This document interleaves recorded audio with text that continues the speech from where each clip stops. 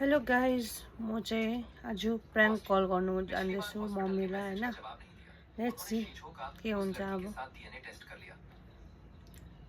test result के मुताबिक way सगे भाई बहन है शायद शुरू में मिस शेन ने जुड़वा बच्चों को जन्म दिया था एक बेटी भी है उसने मुझसे झूठ क्यों बोला मैंने अपनी गोली की जांच करवाई लेकिन उस लड़की का कोई पता नहीं चला इस मामले की शायद सिर्फ मिस शेन खुद ही आपको स्पष्टीकरण दे सकती है 10 लाख दान को शेन के घर चलो हेलो सुन्दैछु कहाँ छ मम्मी किन देउराली आइपुग्यो हेर्नु न बिजुलाई बाहिर बानेको थियो कि ला के खायो फिस निकालेकै छ मर्दैन मर्दैन त्यो के घाँसहरू खायो होला कि त्यो घाँस लगेकै छुइनँ भर्खर त पुतली थियो हो किन चाहिँ तिमीले बाहिर कति बेला बाँधेको अघि बानेको 2 घन्टा भयो अघि हामी त यादै गरेन नि त ला बाहिर फ्रिजै फ्रिज अहिले एकछिन राख न ल फेटेक भइरहेको रहेछ बाहिर पानी देऊ त पानी खोइदेऊ त दबाई खानु मानेन यहाँ आँखाहरू पनि पल्टेको जस्तो भइसक्यो अहिले हेर्न अब यहाँ म यहाँ जेर त के हो बहिनी मलाई झन् टेन्सन नपान हौ अहिले एकछिन हेर के गर्नु अब तिमी त्यस्तो छौ कहाँ ल्याउँछौ के गर्छौ हस्पिटल मर्छ होला है ला गाह्रो तिमीहरू पनि त्यस्तै छ मार्छ त मर्यो नि त मर्यो नि अन्त यस्तो मर्यो यस्तो मर्यो नि बिजु त सानो हो नि त यसभन्दा त अन्त भए पनि त आफै याद गर न अब तिमीहरूले चाहिँ के गरेर चाहिँ बिहाएर बाँधिराखेको होइन हामी चाहिँ हावा पस्न दैलो खोलै राखेर चाहिँ बिजुलाई बाहिर बाँधिरहेको थियो नि त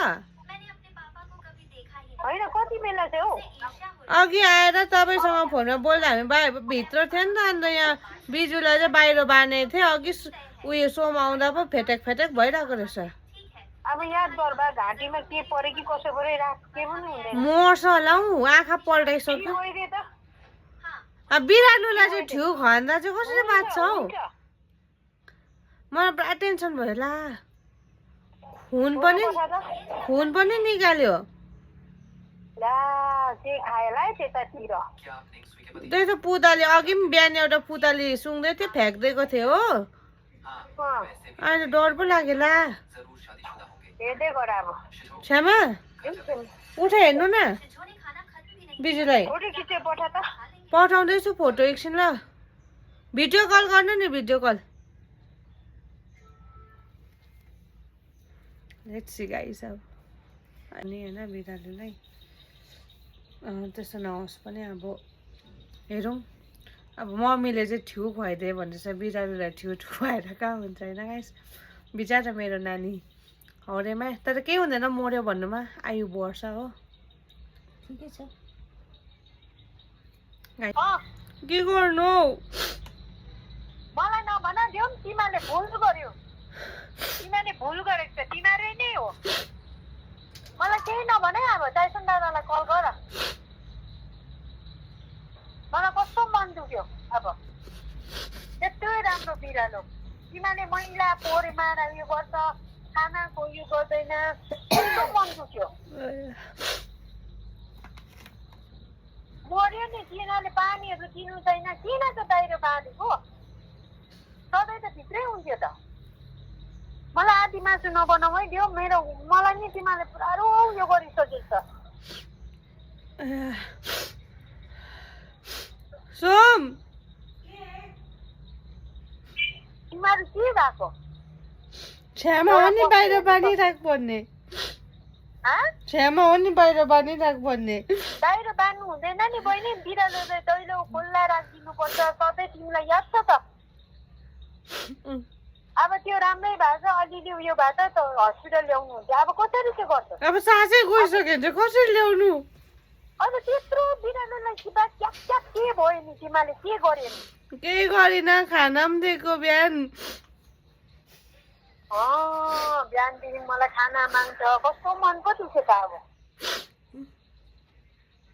अब टाइसन दादालाई कल गर कसरी गर्नु म सक्दिनँ अब रोमी पछि रोमी दिदी माग्छ तिमीलाई दिएको हेर मर्यो